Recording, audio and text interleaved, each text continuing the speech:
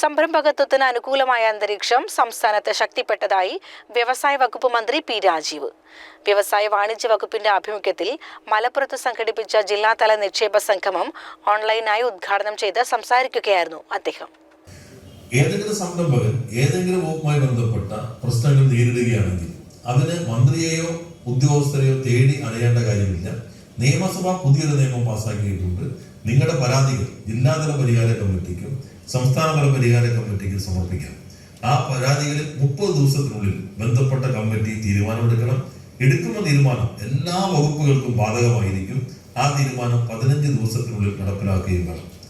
അതോടൊപ്പം തന്നെയാണ് സ്വകാര്യ വ്യവസായ പാർക്കുകൾ. ഇപ്പോൾ മലപ്പുറം ജില്ല നല്ല നിക്ഷേപ സാധ്യതയുള്ള മേഖലയാണ്.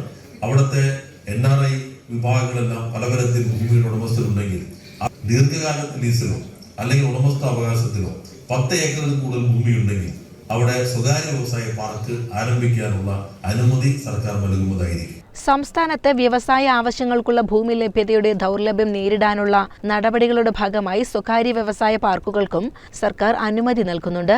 10 ഏക്കറോ അതിനു മുകളിലോ ഭൂമിയുണ്ടെങ്കിൽ വ്യവസായ പാർക്കിന് അപേക്ഷ സമർപ്പിക്കാം. 10 ഏക്കർ വരെയുള്ള ഭൂമിയിൽ കുടിവെള്ളം, റോഡ്, വൈദ്യുതി എന്നീ അടിസ്ഥാന സൗകര്യങ്ങൾ ഒരുക്കാൻ വേണ്ടി 3 കോടി രൂപ വരെ സർക്കാർ സബ്സിഡി നൽകി വരുന്നുണ്ടെന്നും മന്ത്രി പറഞ്ഞു.